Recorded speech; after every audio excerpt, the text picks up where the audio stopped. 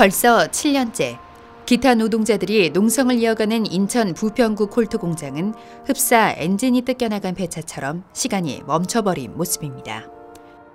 세계 기타 시장의 30%를 점유하며 수년간 높은 흑자를 내던 콜트하기는 지난 2007년 일방적인 정리해고를 단행하고 국내에 두 공장마저 폐쇄하여 남은 노동자들을 거리로 내몰았습니다. 평소처럼 통근버스를 타고 출근한 사람들은 쇠사슬로 굳게 잠긴 대문을 보고서야 폐업 사실을 알게 되었습니다. 작업 중에 한눈 팔지 않도록 창문마저 막아버린 열악한 일터였지만 길게는 30년을 꼬박 다니며 능숙하게 기타를 만들던 곳이었습니다. 공장의 생산 라인은 모두 중국과 인도네시아 해외로 옮겨가 버렸고 텅 빈 공장에는 갈 곳 잃은 기타 노동자들의 농성장이자 임시 숙소가 대신 자리를 잡았습니다.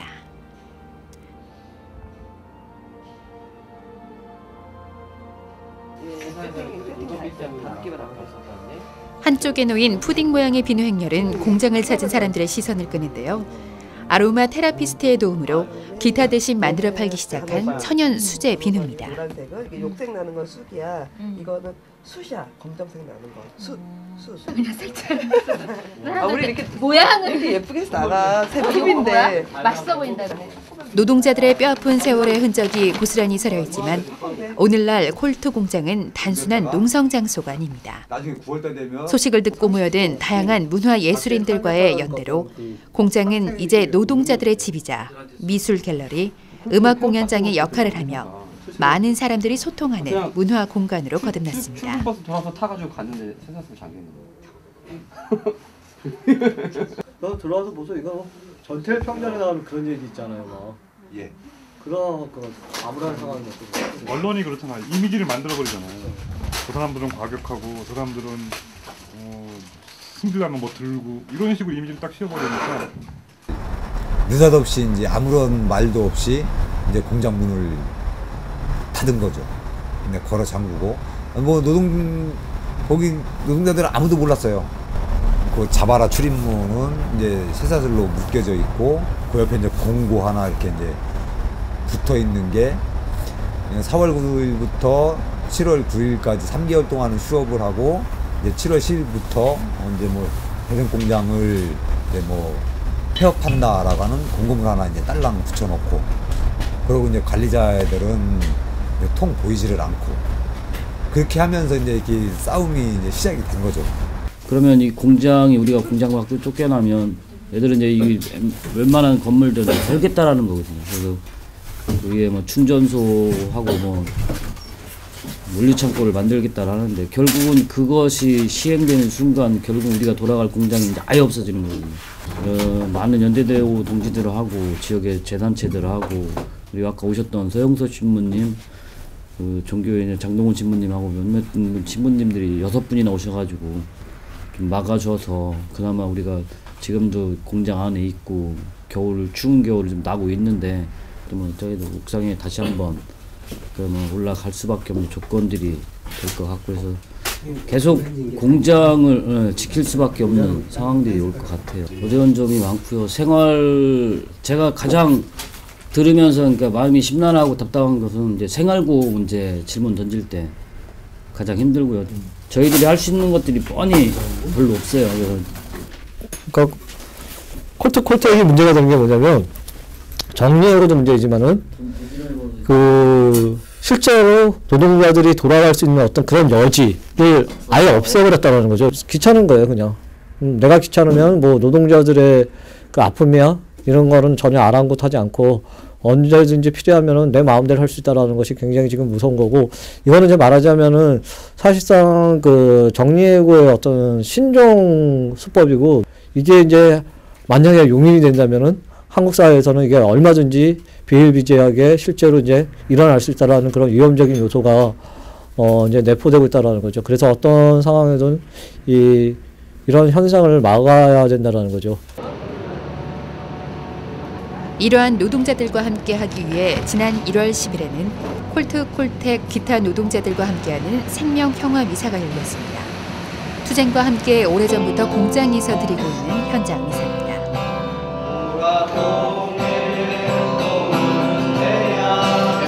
주님께서는 당신이 잘하신 나자렛으로 가시어 안식일에 늘 하시던 대로 주님께서 나를 보내시어 가난한 이들에게 기쁜 주님의 은혜로운 해를 선포하게 하셨다. 예수님께서 그들에게 말씀하기 시작하셨다. 일한 만큼 얻고 수고한 만큼 대접받기보다는 늘 우리 인류 역사 중에서 수고한 자들은 가난했고 더욱더 궁핍해졌습니다. 도대체 역사는 어디로 흘러가는 것일까? 지금 이 순간 나의 배부름이 누군가의 배고픔이고 나의 안락함이 누군가의 불편한 삶일 수 있다는 사실, 내가 누리는 풍요가 어쩌면 가난한 이들에게서 약탈해온 노획물이라는 사실을 조금씩 알아가고 몸으로 익혀가는 우리는 만능이 아닙니다. 다만 우리에게 주어진 일을 할 수 있는 만큼 할 때 거기에 해방감을 느낄 따름입니다. 그것이 우리로 하여금 기꺼이 지금 하고 있는 일을 하게 합니다. 턱없이 모자라지만 이것이 시작이요 하느님 은총을 세상에 임하도록 하는 걸음입니다. 하루빨리 이 땅에서 노동자들 피눈물이 없어지는, 또 콜트콜때 우리 동지들이 공장으로 돌아가서 정말 재미있게 행복하게 일할 수 있는 그날은 어찌 보면 오늘 안에 있습니다. 그 마음으로 주님의 기도, 하느님의 나라가 이 땅에 임하는 마음으로 주님의 기도 노래로 함께 손잡고 부르겠습니다.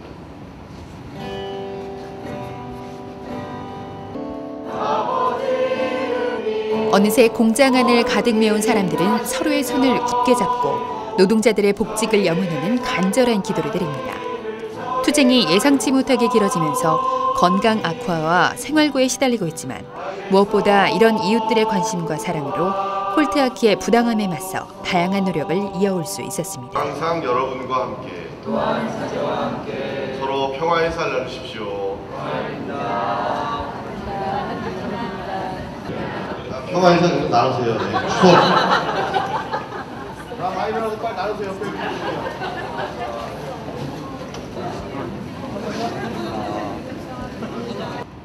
하느님의 어린 양, 세상의 죄를 없애시는 분이시니 이 성천에 초대받은 이는 복되도다. 주님 제 안에 주님을 모시기 아깝지 않사오나 한 말씀만 하소서. 제가 곧 나으리다.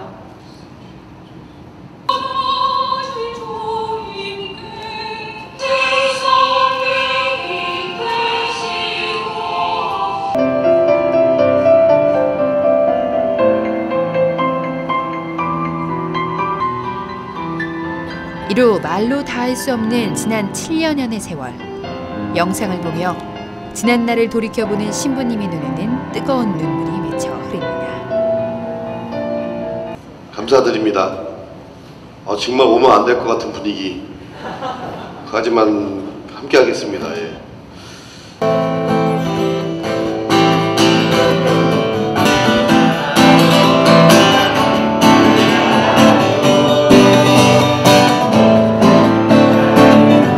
교회에서 가르치면 명확하거든요. 실제로 복음의 내용을 보면 성경에서 일관되게 주장하는 것들이 뭐냐면 가난한 사람들을 도와야 된다고 얘기를 하거든요. 그래서 마태오복음 25장 40절에 보면요. 가장 보잘것없는 형제 중에서 해준 것이 나에게 준 것이라고 예수님이 그렇게 말씀하셨고, 그리고 착한 사마리안 이야기는 루카복음 10장 25절에 그 내용이 나오는데, 그 두 가지 내용들은 많은 신자들이 잘 압니다. 그리고 그 복음의 내용에 대해서 불편하게 생각하지는 않을 거예요. 왜냐하면 이웃을 도와야 된다는 거는 충분히 인정하고 또 공감을 하는데, 이것이 노동자들의 어떤 상황을 이렇게 대입시키면요, 굉장히 받아들이기 불편하게 생각을 해요. 그거는 아무래도 이제 한국 사회가 가지고 있는 너무 이제 이데올로기적인 그런 문제가 있기 때문에 마치 노동자들이 반사회적 활동을 하고 뭐 국가에 뭐 무리를 일으키는 것처럼 이야기를 하는데, 이거는 그게 아니고 실제적인 생존의 문제가 삶의 문제거든요. 여기 실제로 노동자들의 어떤 존엄을 인정하냐, 그 존엄은커녕 그 생명에조차도 이렇게 인정하지 않고, 그 존엄에 대해서 인정하지 않고, 아까도 얘기했지만 이제 내가 마음대로 뭐든지 할 수 있다라는 그런 논리는 어떻게 보면 굉장히 비보험적인 거죠. 같이 이렇게 살아야 되는 거고, 근데 예수님의 연민 뭐냐면 예수님은 그 정말 그 힘들어하는 사람들 보고 굉장히 눈물을 흘리셨거든요. 돌아서고도 그 사람의 아픔이 너무 떠올라서 내 가슴에 그 아픔이 고스란히 당겨지면서 끝까지 함께 하고자 했다는 마음. 이게 이제 그 예수님의 연민인데 이걸 좀 뭐 좀 더 사회학적 용어로 이렇게 대시시키자면 요즘 말하는 이제 연대라고 얘기하죠. 이 연대는 사회교리에도 분명히 나오거든요. 그 연대성 논리라고 가난한 사람들, 어려운 사람들을 도와줘야 된다라는 거. 그러니까 이것이 필요한 거죠. 동정이 필요한 것이 아니라 예수님이 정말 함께 끝까지 함께 그 가난한 이웃들과 함께 하고자 했던 그 아픔을 정말 내 아픔처럼 느끼면서 끝까지 이 희망하면서 살아가는 것들. 이게 이제 저는 우리 사회에 굉장히 필요하다고 생각을 합니다. 그냥. 사실상 생산자와 이 소비자 간의 연대라는 건 그동안 보기 힘들었잖아요. 이제 뭐 미술 하시는 분, 그다음에 뭐 이제 문학 하시는 분, 이런 분들이 이제 지속적으로 계속 이제 연대해 주시고 이렇게 하다 보니까는 그런 것들로 인해서 좀 저희들이 이 투쟁하는 노동자답지 않게 좀 표정들이 좀 밝고 이러지 않나 싶어요. 어려운 상황임에도 이들과 함께하여 연대를 해오고 계신 분들이 있는데요. 바로 파견 예술이라고 부르기도 하는 예술인들입니다. 공장 한켠 작은 공간에서 작품 제작에 몰두하며 다양한 작품 활동을 펼치고 있는데요. 부장님 여름에 파견미술 작가들이랑 7월달에 여기에 아저씨들 이렇게 천막농성 하시고 있는 농성장에다가 뭐 작가들이 와서 예술을 하고 갔어요. 그래서 알게 된 거예요. 빈 공장을 캔버스 삼아 곳곳에 크고 작은 작품들을 남긴 것이 오늘에 이른 것인데요. 살아온 환경이 서로 다른 사람들이었지만 문화연대를 통해 선입견과 경계가 사라지고 이해와 존중이 자리를 채웠습니다. 상대방의 입장이 되어보기도 하면서 기타 공장 사람들의 마음과 역사를 담은 작품들이 탄생합니다. 그건 상독이라고 같이 여기서 같이 놀던 작가가 있어요. 그 친구가 지금 딴 작업 때문에 딴 데 나가 있는데 여기서 그 기타 만들던 그 쪼가리들 남은 자리들이 남아 있었거든요. 그걸로 그 콜밴 아저씨들 한 사람 한 사람을 표현한 거예요. 벽화는요? 벽화는 그때 철거가 들어온 적이 한 번 있었거든요. 여름에요. 그때 연대하러 온 다른 사람들이랑 같이 한 거죠. 그때는. 예. 공동 작품들. 예, 공동 작업을 한 거였죠.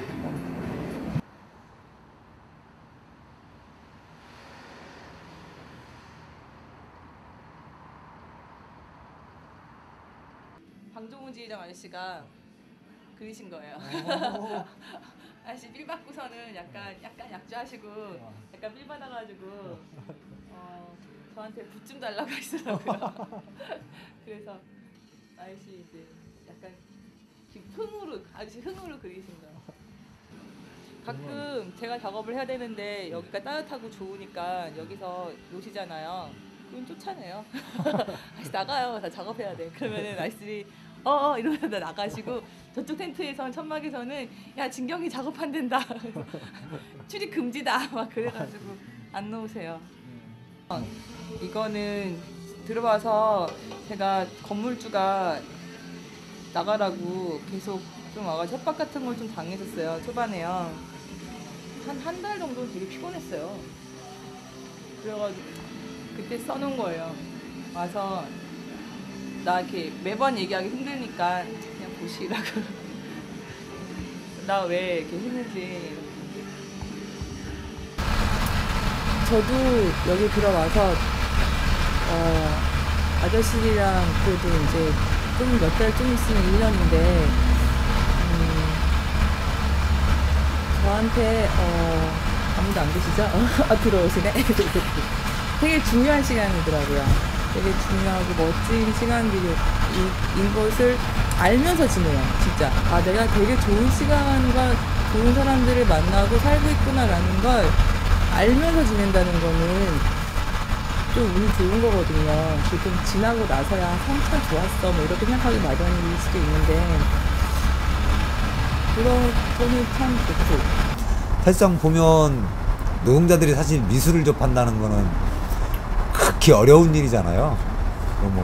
그런데 이제 이 공장을 통해서 뭐 전시회라는 것도 이제 좀 받고, 그다음에 이제 그 미술가들의 작업하는 모습, 이러한 것들을 보면서 별반 우리하고 다른 거 없다, 뭐 이런 생각도 이제 하면서 또 같이 어울리고 이러면서 나름 이제 또 그 속에서 재미를 찾고, 뭐 그러다 보니까 이렇게 좀 즐겁고 재밌게 농성을 하지 않았나.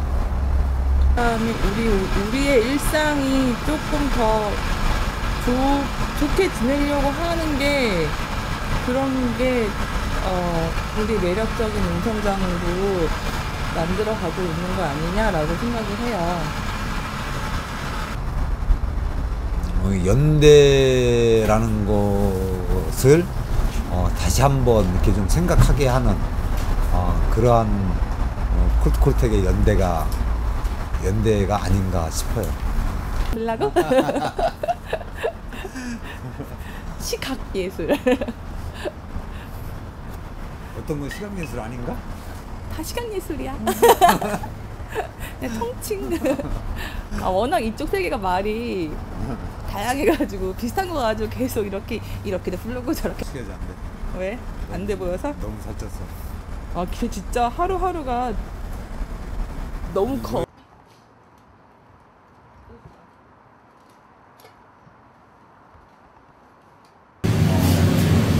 좀 잘하지는 못하지만 오늘이 크리스마스 이브이니만큼 악기를 만들 줄만 알던 기타 노동자들이 이번에는 직접 연주를 하고 마음에 품었던 이야기를 풀어나가고 있는데요. 서툰 솜씨지만 마음을 다해 노래하는 이 밴드는 이름하여 콜밴. 매월 마지막 주 수요일마다 콜트 공장에서 흥이 나는 무대를 만들어 희망과 열정이 담긴 공연을 선보입니다. 그냥 어떻게 장난처럼 한 얘기가 그렇게 됐어요. 기타 공장에서 이렇게 오랫동안 일했으면 기타들 다들 잘 치시겠네요, 이런 질문들을 이제 많이 하시더라고요. 근데 사실 저희도 기타 못 치거든요. 기타 칠 줄 아는 사람이 단 한 명도 없어요. 웃음을 주는 밴드니까 전문 그 가수 뮤지션이 아니라 그걸 통해서 이제 힘들어하고 싸우고 있는 사람들한테 흥도 주고 재미도 주고 웃음도 주고, 그러면 우리 상황도 알리고, 그게 가장 목표야. 그게 콜밴을 만들었던 가장 궁극적인 이유였으니까. 나름 우리 그 상도 받은 사람들이라 인기상하고 뭐 사생팬들 때문에 받은 인기상, 그리고 얼마 전에 진보신당에서 문예위에서 주관한 레드어워드 신인상도 많이 그걸 통해서 많이 알려졌어요. 사람들이 자주 알아보고. 우리 김재동이 오면 좀 괜찮을 텐데 신부님 던져놓고 아주 수습도 안 하고. 아니 김재동이 안 오죠. 반응은 좋아요. 얼마 안 되니까 이제 막 틀리고 그러잖아요. 실수하고 그런 것들에 이제 많이 재밌어하고. 그 이제 뭐 기존에 이제 이 뮤지션들이 하는 것과는 또 다른 그러한 또 재미를 느끼시는 것 같더라고요.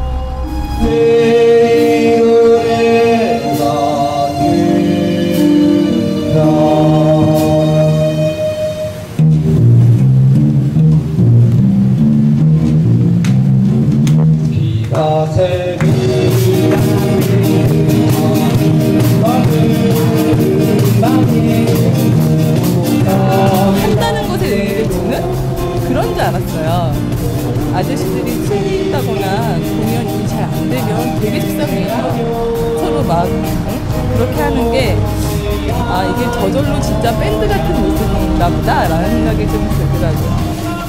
계속해요. 그건 아예 혹시라도 뭐 공연이나 상황 듣고 싶으시면 매월 마지막 주 수요일날 공장으로 오시면 저희들 신곡과 그리고 홍대에서 활동하는 뮤지션들 공연을 같이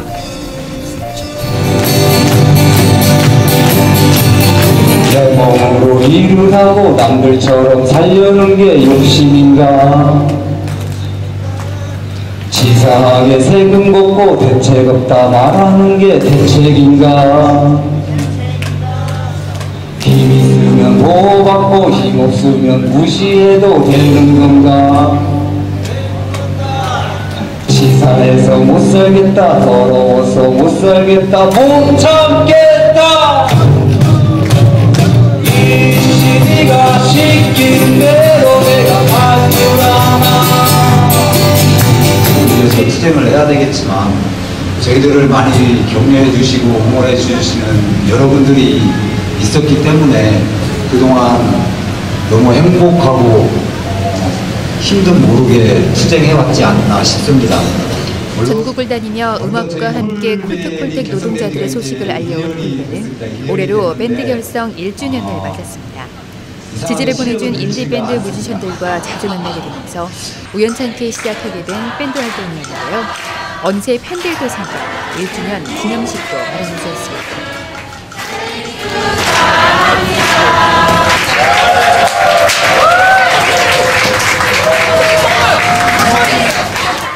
신부한테 저한테 이렇게 전화를 와서 살려달라는 얘기는 굉장히 절박함이 있었던 것 같고, 그래서 제가 실제로 그 현장에 왔을 때 너무나 비참했었어요. 그냥 그 상황들이. 그래서 제가 실제로 가서 이렇게 용역을 처음에 접했었는데, 그 용역들이 뭐 20살 이제 막 좀 뭐 20대 초반 중반 정도였는데, 저는 살아가면서 실제로 그 욕설이나 이런 폭력적인 것들은 거기서 실제로 접했었어요. 정말 상상할 수 없는 이런 걸 하면서, 근데 저는 사실 굉장히 좀 그런 욕들을 들으면 당황스럽기도 했었고 충격을 받았었죠. 그러고 나서 좀 두려웠었어요. 굉장히 무서웠었고, 그들의 어떤 폭력적인 행위들. 근데 그런 일상 안에서 그들이 살았다라는 걸 생각하니까 너무 놀랍기도 했었죠. 그래서 돌아오고 나서 약간 좀 충격을 받았었고, 상상 외로 그런 일들이 있어서. 그러고 나서 솔직히 뭐 이야기를 하자면은, 그때 경험하고 나서 다음날 가기 싫었었어요. 왜냐면 신부고 수도자인데 내가 이런 수모를 당해야 되나? 그들의 삶이 사실 내가 안 가면 그만이지, 이런 독한 마음도 있었고 이기심도 있었죠. 근데 그날 밤에 이렇게 가만히 생각하면서 그들의 어떤 실제 그 아이들하고 가족들, 노동자들의 그 모습이 떠올리면서 잠을 잘 수가 없었어요. 그냥 없었고, 근데 계속 이제 그 두려움에 대해서 제가 고민을 많이 하게 됐었어요. 내가 뭘 두려워해야 되는 건가? 그 용역들의 그 한순간에 욕을 먹은 거에 대해서, 그리고 뭐 폭력을 당한 거에 대해서, 이런 걸 두려워해야 되나? 갑자기 그 착한 사마리안 이야기가 나오더라고요. 어려운 이웃을 외면한 그 사제. 어쩌면 그게 나일 수도 있다는 생각이 들었었고, 그러면서 계속 이제 묵상하면서 고민했던 게 뭐냐면, 내가 죽어서 정말 하느님하고 이렇게 대면했을 때, 네가 살아생전에 정말 나의 가르침 중에서 실천한 게 뭐가 있냐라고 이렇게 물어볼 때, 제가 아무것도 한 게 없습니다라고 그 대답을 한다고 생각하니까 그게 정말 두려웠었어요. 그러고 나서 그 다음날부터는 내가 명확해졌죠. 어떤 삶을 살아야 되는 건가.